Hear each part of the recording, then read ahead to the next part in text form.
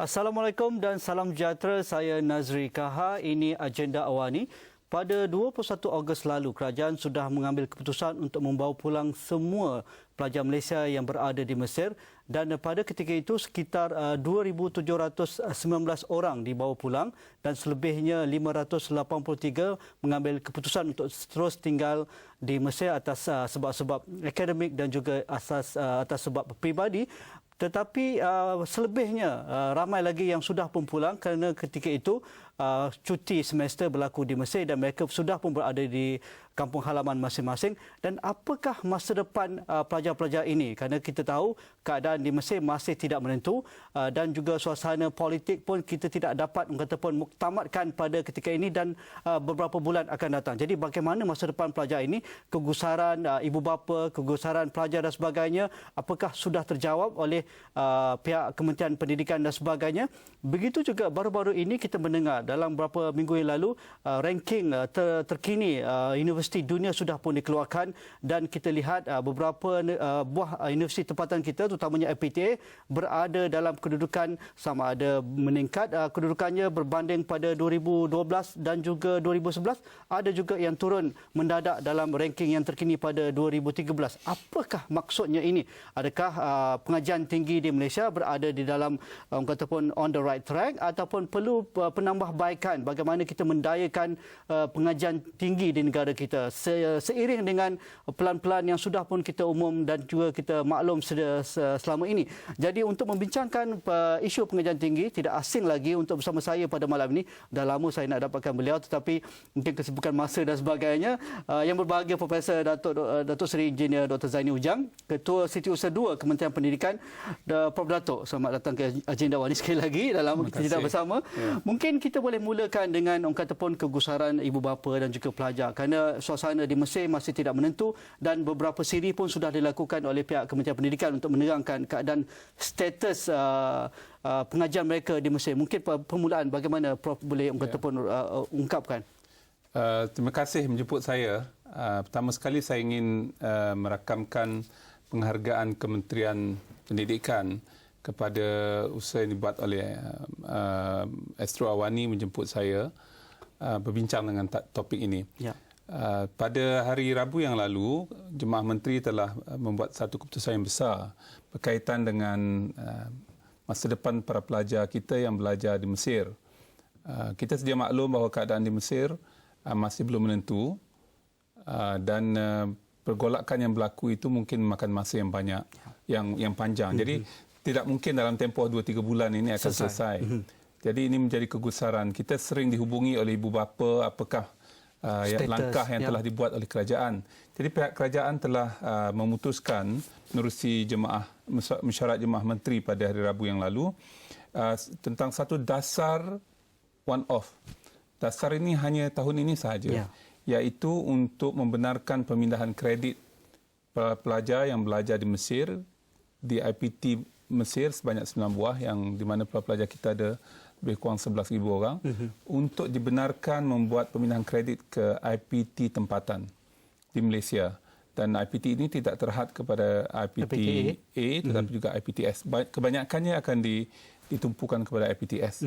Selain daripada itu, para pelajar juga telah dibenarkan untuk mendapatkan pembiayaan penerusan daripada apa yang telah mereka perolehi. Ini juga penting kalau mereka ditaja oleh MARA ataupun JPA. Semasa di Malaysia, mereka juga ditaja oleh MARA dan JPA. Itu keputusan yang penting Jemaah Menteri.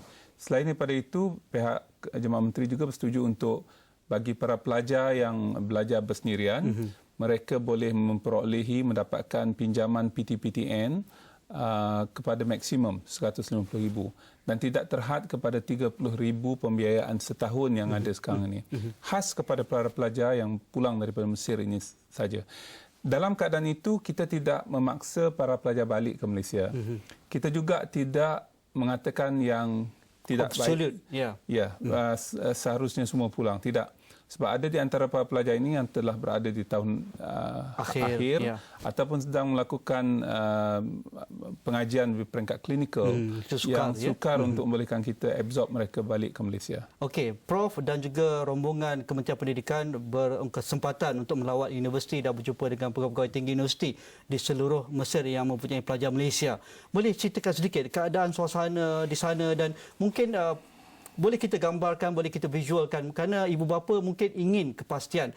Ada kata tak ada masalah di kawasan Zagazik dan sebagainya, di Alexandria ataupun di Tanta sebagainya, jauh daripada kawasan pergolakan. Tetapi mereka rasa kenapa kerajaan masih menghalang untuk mereka pulang ataupun mendaftarkan anak mereka untuk tahun pertama misalnya. Jadi mungkin Prof boleh berkongsi sedikit. Saya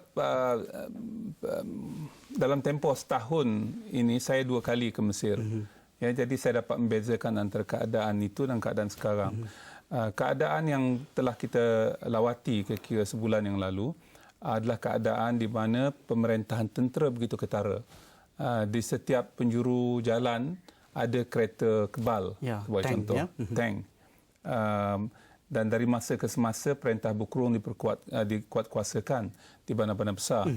Dan ini sebenarnya akan memberi kesan yang besar kepada masa depan negara tersebut. Kita mendoakan kebaikan kepada rakyat Mesir. Tetapi semasa kami ada di sana, keadaan menggusarkan, khususnya Yang Berhormat Menteri Pendidikan II, Datuk Seri Idris Jusoh yang mengetuai rombongan kami, merasakan suasana tersebut tidak sesuai dari segi pembelajaran anak-anak kita, khususnya kalaulah anak-anak kita perempuan. Betul. Ya, isu keselamatan dan sebagainya. Dan kita tidak ingin menunggu saat-saat yang kritikal barulah kita mau bawa pulang anak-anak kita daripada Mesir. Adalah lebih baik sebelum mereka memulakan pengajian tahun awal, katalah daripada tahun 2 nak masuk tahun 3, tahun 3 nak masuk tahun 4, kita bawa pulang dulu dalam keadaan mereka masih sebahagian besar berada di Malaysia. Dan ini dari segi strategi juga penting. Dan kita mendapati bahawa walaupun tidak berlaku beberapa kejadian-kejadian yang tidak diingini di beberapa tempat, tetapi nampaknya sekarang ini telah mula menular di bandar-bandar kecil. Di bandar-bandar kecil. Sebelum itu hanyalah di Kahirah dan di Iskandariah, tetapi minggu yang lalu sudah ada di Mansurah. Sebelum itu dah ada di Zagazik, yang sebelum ini tidak ada berlaku hal-hal yang sedemikian. Jadi kita takut dalam keadaan sedemikian. Masih tidak menentu sebenarnya. Masih tidak menentu. Persoalannya bukan tidak selamat. Masih persoalannya tidak menentu. Sampai bila? Jadi kerajaan sebagai tindakan yang proaktif, kita merasakan bahawa adalah lebih baik, Jemaah Menteri merasakan lebih baik kita menyediakan peluang sebagai alternatif. Ini bukan paksaan. Siapa yang nak pulang, pulang sekarang. Dan ini adalah kesempatan paling besar. Ya, kepada mereka yang nak pulang ke Malaysia, kita menyediakan tempat dan apa yang kita tawarkan adalah sesuatu yang sangat sukar diperolehi dalam satu keputusan yang besar oleh pihak kerajaan. Okey Prof, kita perlu lihat yang pertama. Kita akan lihat juga selepas ini jaminan pihak kerajaan terhadap ibu bapa dan juga para pelajar. Dari sudut penajaan sudah dijelaskan, dari sudut pemindahan kredit pun sudah dijelaskan, dari sudut kata pun pengiktirafan kerana mereka mahu kalau dah berada di tahun 2 di universiti di Kahirah ataupun di Mansurah ataupun Zagazik, tetapi terpaksa kembali kepada tahun pertama, terutamanya pelajar-pelajar perubatan. Adakah rugi ataupun Prof ada kata pun pendapat tersendiri mengapa mereka perlu mengambil peluang ini? Kita rehat sebentar, jumpa lagi selepas ini.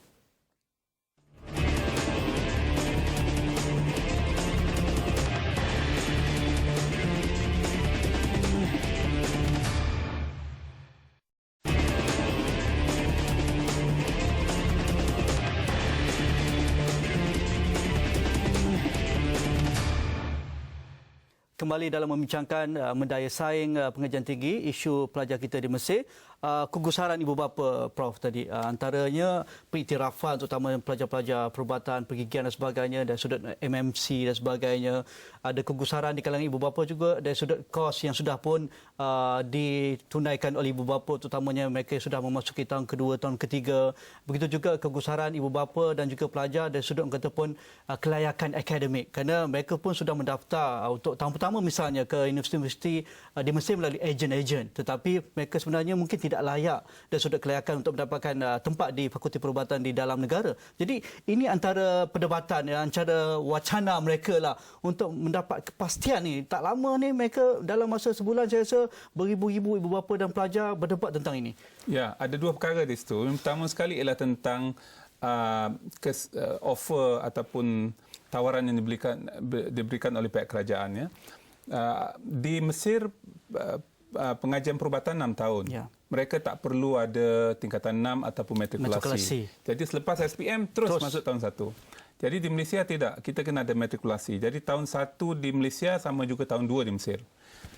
Tahun 3 di Mesir sama juga tahun 2 di Malaysia. Jadi apabila mereka pulang, mereka kena turun. Tahun pertama. Kalaulah menurut kebiasaannya, ialah turun 2 tahun. Ya. Kalau mereka tahun 4, tahun 2 di sini. Sebab ditetapkan oleh Majlis Perubatan Malaysia. MMC, MMC. Bukan ditetapkan oleh Kementerian Pengajian Tinggi, Pendidikan. Ini adalah ketetapan badan profesional. Itu jelas. Tetapi tawaran yang diberikan ini ada kompromi di situ. Tolak satu. Ya, maknanya setara. Konsepnya ialah setara. Jadi kalau mereka tahun 3, turun tahun 2. Maksudnya tak ada isu silibus ulang dan sebagainya. Mana yang mereka tak sempat buat tu yang kena buatlah. Okay. Tapi maknanya tahun tu sama. Pasal turun satu tingkat. Tak turun. Sama sebenarnya ya. Sama setara. Dia tak turun. Kalaulah polisi yang sebelum ini, polisi sedia ada ialah turun 2 tangga. Turun 2 tangga bermakna gurugi setahun. Ya, disebabkan oleh program mereka 6 tahun, tak perlu matrik, kita program kita 6 tahun juga, tetapi tambah 1 matrik. Jadi maknanya kita 6 tahun, 5 tahun Fakulti Perubatan, 1 tahun di matrik. Jadi banyak orang yang email kepada saya pun tak sempat nak jawab lah. Sebab malam ni soalan yang sama. Ya, jadi saya telah keluarkan soalan-soalan lazim masuk dalam website saya. Boleh tengok kat situ. Dalam Facebook saya ada 10 soalan lazim. Banyak ibu bapa marah saya, kenapa turun setangga? Kami memang anak kami dah tahun 3, sepatutnya tahun 3 juga di Malaysia. Itu menunjukkan ibu bapa tak faham apa yang anak mereka belajar. Kalaulah tahun pun susah nak faham, saya fikir banyak benda lagi lah yang kita kena belajar. Jadi saya fikir perkara itu harus dimaklumi. Itu adalah satu dasar ketetapan yang sangat memihak kepada pelajar. Kalau ikut kebiasaan, tahun turun 2 tangga. Untuk penempatan pelajar di universiti tempatan, termasuk penempatan untuk tahun pertama yang sudah pun mendaftar dengan ejen-ejen. Saya jelaskan dulu. Di Malaysia kita ada 35 buah universiti yang menyediakan tempat kepada para pelajar perubatan, pelajar pergigian dan pelajar farmasi. Daripada 35 itu, 29 menyediakan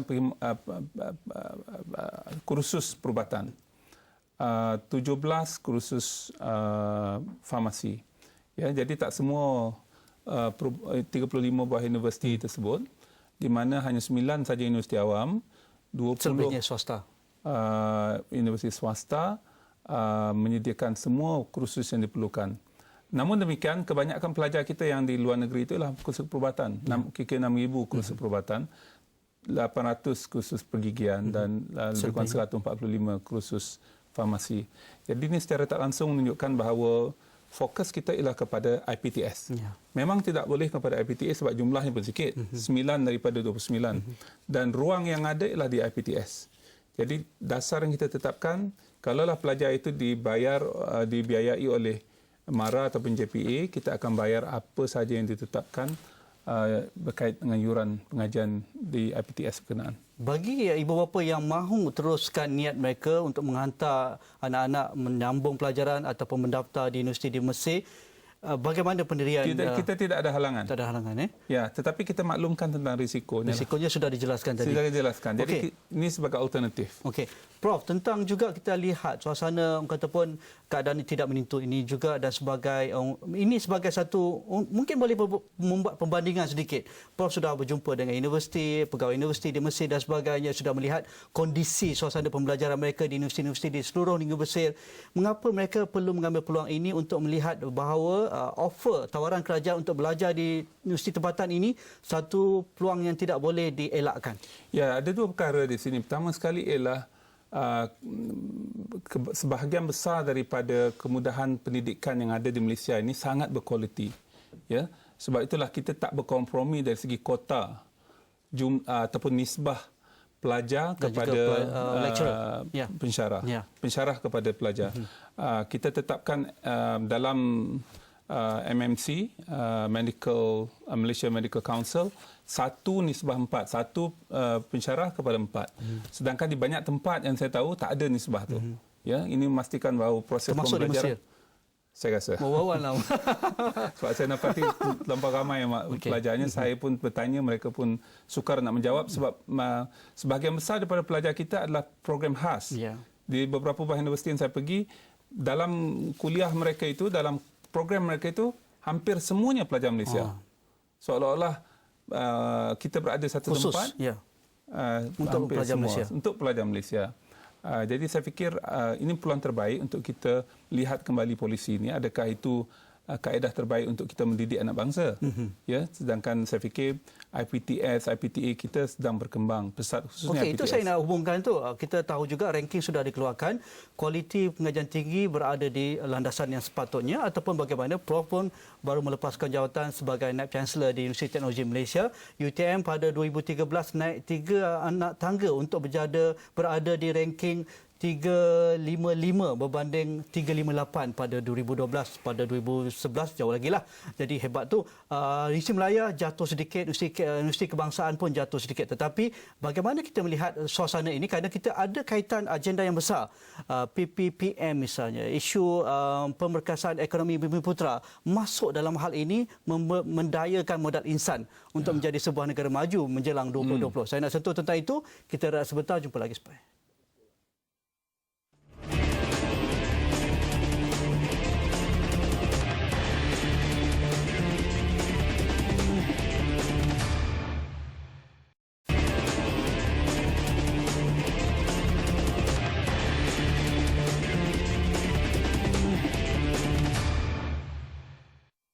Dalam kita membincangkan situasi beberapa dan juga pelajar yang berada di Mesir ataupun yang sudah berada di Malaysia, bagaimana masa depan, kita sudah jelaskan tadi. Tetapi kita sebenarnya melihat pengajian tinggi dalam kerangka yang lebih besar. Negara sudah bergerak jauh ke hadapan, bagaimana investment pelaburan pengajian tinggi daripada dasar ekonomi baru hinggalah ke hari ini dan sebagainya. Jadi mungkin dari sudut ataupun world ranking yang baru dikeluarkan, universiti yang baru dikeluarkan 2013 pada 2 minggu lalu, Prof mungkin nak komen. Perdebatan ranking ni selalu timbul di media dan sebagainya, kewajaran dan sebagainya. Tetapi nak ataupun tidak mahu, kita perlu lihat sebagai satu benchmark untuk melihat ke mana arah universiti-universiti tempatan kita dalam level dunia. Kalau kita lihat mengapa MIT misalnya, Massachusetts Institute of Technology itu berada dalam kelas yang tersendiri dalam beberapa dekad ini, mengapa negara kita masih turun naik dan sebagainya, utamanya universiti-universiti RU ni yang ada status penyelidikan. Ya, saya fikir persoalan ranking ini tak akan berkesudahan. Jadi adalah membazir masa kalau kita bincang wajar tak wajar. Betul. Ya, yang perlu kita buat ialah mempertingkatkan kualiti universiti kita. Dan kualiti universiti ini tak boleh meningkat kalaulah ada 2-3 buah universiti yang baik. Dia mestilah semua universiti meningkat. The ecosystem itu mestilah secara menyeluruh tinggi. Dan ini sedang berlaku di Malaysia. Sebab itulah ramai pelajar yang cemerlang tak boleh belajar di Malaysia. Ya, tak layak masuk ke universiti tempatan. Terpaksa belajar ke luar negeri sebab susah nak masuk di universiti tempatan. Apatah lagi dalam bidang-bidang profesional sekarang ini. Jadi ini menandakan bahawa kualiti kita tinggi. Yang kedua, kita mesti menyediakan lebih banyak akses kepada orang yang berada di second layer, third layer. Dan inilah yang dimainkan oleh institusi seperti IPTS yang kita ada, itu juga politeknik, college community dan sebagainya. Jadi kita mesti melihat secara keseluruhan. Dan mereka mestilah sama-sama naik, bangun ke atas, barulah wujudnya 5-6 permata gemilang yang akan kita gilap menjadi universiti terbaik dunia. Pengalaman Prof di UTM misalnya, selama 4-5 tahun, saya lihat ranking UTM begitu jelas peningkatan berbanding berbanding pada 2-3 tahun yang lepas. Tetapi ini bukan sebagai satu muktamad, tetapi ataupun progression sudah dilihat. Dan tetapi apabila saya berada di UTM 2 minggu lalu atau minggu lepas, saya melihat suasananya benar-benar berbeza. Ataupun ekosistem akademia benar-benar hidup. Kalau dulu mungkin nak cari ataupun pasca siswaza tu pelajar dari luar negara, sekarang daripada 10 pelajar mungkin 2 daripada luar negara, jelas di mana-mana kafeteria padang atau tengah naik basikal dan sebagainya. Ini menunjukkan UTM sudah pun melihat benchmark yang terbaik di dunia dan ingin menjadi sebuah universiti pemain bertaraf global. Ya, saya fikir yang perlu ditegaskan di sini, kita tidak membangunkan universiti dari segi fizikalnya sahaja. Ya, yang penting ialah soul of higher education. Ya, jiwa akademia. Sebab itulah saya tulis buku saya sebagai yang terakhir sebagai Naib Chancellor dulu sebagai buku kenang-kenangan saya adalah jiwa akademia. Dan yang nak kita wujudkan adalah jiwa. Mereka berada dalam bidang akademik ini kerana mereka minat, kerana mereka memilih bidang itu. Bukannya tak ada bidang lain untuk saya ceburi dan akhirnya saya tercebur dalam bidang akademik. Tidak. Itu yang berlaku. Profesor-profesor di universiti yang terkenal, mereka mempunyai kegilaan yang luar biasa kepada akademik. Bidang mereka itu adalah keasyikan yang luar biasa. Dan itulah yang ingin kita adakan. Kalau kita lihat benchmark yang ada, kalau 10 teratas dalam World Ranking University ini, MIT, Harvard, Cambridge, University College London, Imperial College, Oxford dan sebagainya, termasuk sebuah dari rakan kita di bawah sana, top 20. Top 24. 24, okey. Bagaimana mereka melakukan? Sedangkan mereka mungkin dari sudut sejarahnya beratus tahun. Itu sebagai satu fakta yang tidak boleh kita nafikan. Tetapi mungkin institusi baru pun sudah melonjak ke atas. Okey, kalau kita lihat segi ranking, katalah kita bersetuju dengan ranking. Ya. Perkara yang berkaitan dengan ranking ini adalah dua. Satu, pelajarnya. Yang kedua ialah pensyarahnya. Nak masuk ke MIT bukan senang. Ya. Di kalangan mereka yang saya baru ni ke MIT bulan 6 yang lalu, seorang sahabat saya menjadi seorang penilai di sana. Ada student yang mendapat 100%, 100% dari segi interview, dari segi semua 100%. 16 orang tak dapat diterima. Ya, bukannya markahnya 90. Termasuk interview, termasuk semua perkara yang dinilai itu, di kalangan mereka itu 16 orang tak diterima. Ini maknanya mereka memilih yang terbaik. Dan sebab itulah kita kena ada institusi yang macam tu. Yang susah student nak masuk, pada masa yang sama untuk menjadi pensyarahnya ialah daripada pelbagai golongan, pelbagai pihak. Jadi persoalan kita di Malaysia, adakah kita sanggup universiti kita dibuka seluas-luasnya atas dasar kita nak mengejar kecemerlangan akademik, sehingga kan beberapa perkara yang berkaitan dengan kepentingan tempatan kita abaikan. Sebagai contoh, katalah kita nak mengisi 10 kekosongan profesor dan kita hanya mengambil profesor daripada luar negeri sebagai contoh. Tak ada seorang perdana negara. Jadi sekarang ini saya fikir kita masih belum bersedia untuk membuat keputusan tersebut. Tetapi dalam konteks MIT, tidak kira, they get the best in the world. Siapa sahaja yang terbaik dalam dunia, itulah yang mereka lantik. Tak kira mereka ini orang Amerika ataupun tidak. Itu keputusan sehingga itulah hasilnya. Dan ini harus kita fikirkan sama-sama-samanya. Dan saya fikir pengalaman saya 3 bulan sebagai Ketua Siswa Kementerian 2, saya fikir perkara ini harus kita debatkan. Mungkin kita perlu memilih 5 universiti, research university ini yang kita berikan kelonggaran supaya mereka ini harus bersaing, mendapatkan pelajar yang terbaik, pensyarah yang terbaik. Syarat sebagai yang saya sebutkan 2, pensyarah yang terbaik dan student yang terbaik. Kalau kita dapat student yang substandard, kita dapat pensyarah yang substandard, kita tak akan dapat mengejar impian kita. Okey.